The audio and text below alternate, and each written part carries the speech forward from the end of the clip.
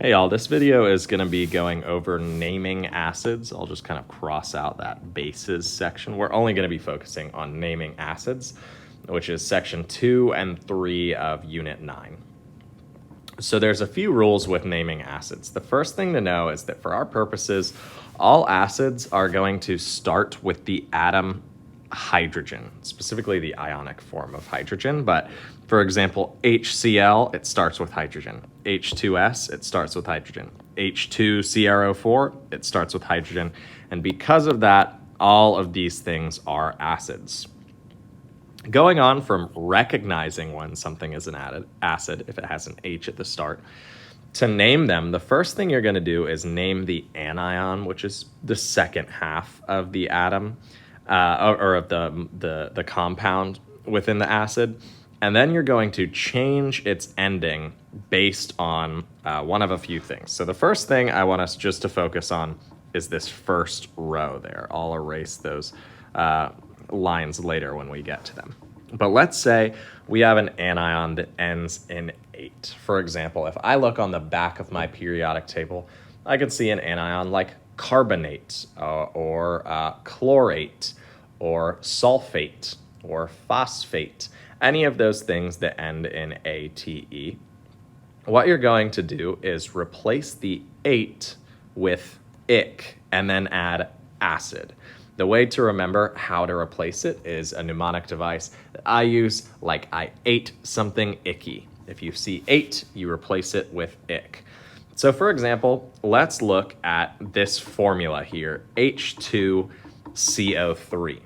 Now I know from the crossover method that H has a 1+ charge and CO3 must have had a 2- charge because it gave its charge to be the amount of hydrogen. So I know H2CO3 has come from CO3 2- being the anion. What I'm going to do then is look on the back of my periodic table and figure out, well, what is CO3 2-? If I look on the back of my periodic table, I find that CO3 2- is carbonate. So carbonate is my anion. Because we're not worried about what the anion is, we're worried about what its acidic form is, we have to replace it with our little rules there. So instead of carbonate, we end up with carbonic acid. We replaced our 8 with ic, and then we added acid to it.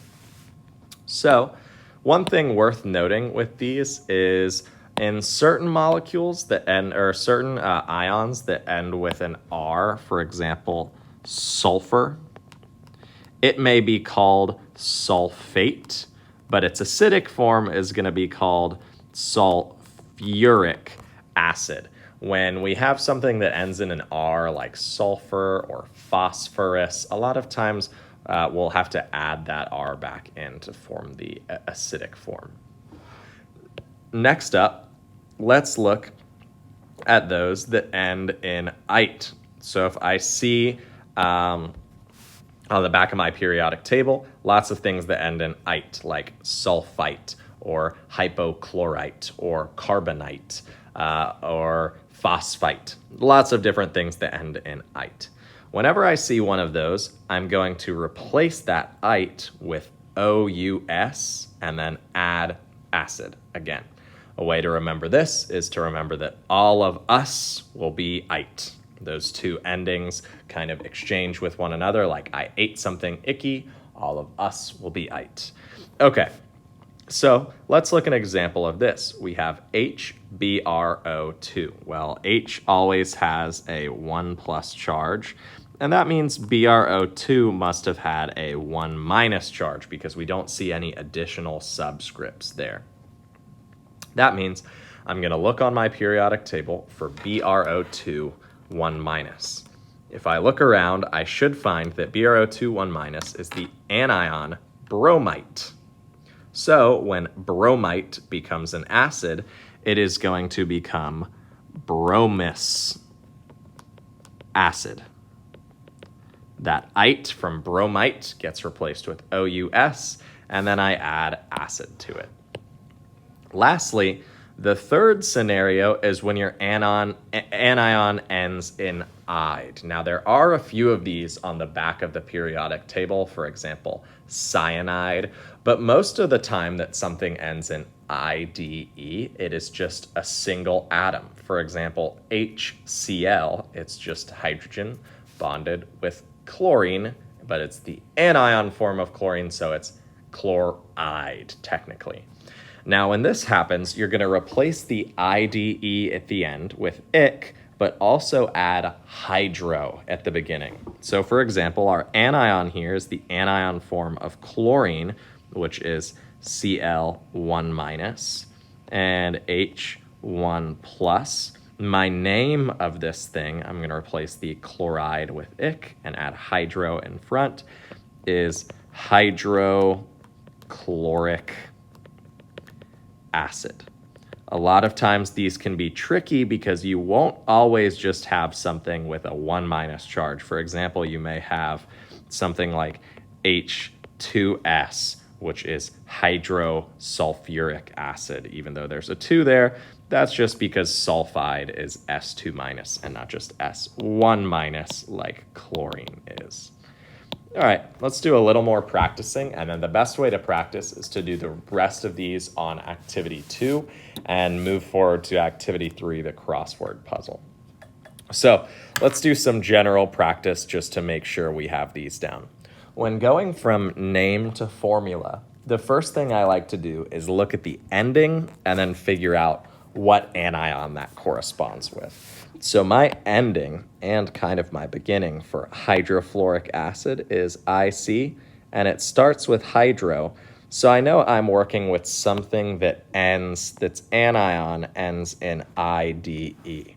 What that is going to be told to me by the rest of the name. I am looking for fluoride. Fluoride, I know, is F minus 1 or 1 minus. Hydrogen, because all acids have that, is H1 plus. So when I do the crossover method, I know that hydrofluoric acid is HF. When I go on the flip side of that, from formula to name, the first thing I'm going to do is figure out what the anion is and figure out what its ending or beginning should be. So my anion here is bromide. Because my anion is bromide, I'm going to add hydro to the beginning. Then I'm going to say bromic instead of bromide, and then add acid at the end. We have hydrobromic acid. So those are 2 examples of going from name to formula or formula to name for our hydroic rules.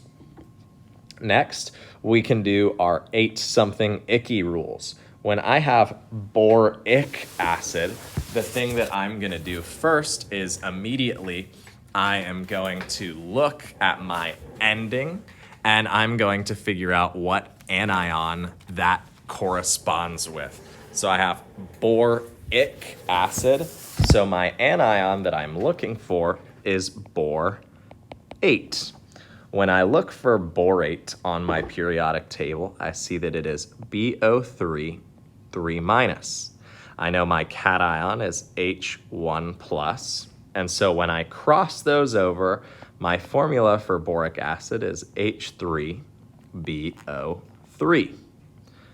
Flip side of this, when I go from formula to name, I want to first look at the anion and then go to the ending. So I'm looking for the anion CNO minus. My amount of hydrogens tells me the charge on my anion. So I look for CNO1 minus, and I see that it's cyanate. So its acidic form is going to be cyanic acid. Now we've done a few of the 8-something ickies, so let's try the ite-us ones. So I have chromis acid. Again, since it ends in OUS, I know my anion is going to end in ite. Specifically, it's going to be chromite, which is CrO2 minus.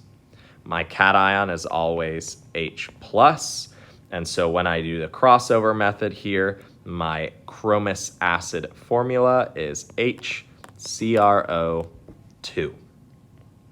Going the opposite way, the first thing I'm going to do is I'm going to look at the anion, figure out what it is. I know my anion must be NO2 minus. And so I look for that on the formula or on the back of my periodic table. I find that it's nitrite. I change the ite to us and add acid. And so I know that this is nitrous acid. These definitely take practice, and so it's important that you try all the ones that are remaining on activity 2 and also move forward to activity 3 to get more practice with them. Once you've started and can remember those 3 rules, it gets easier and easier. Thanks, y'all.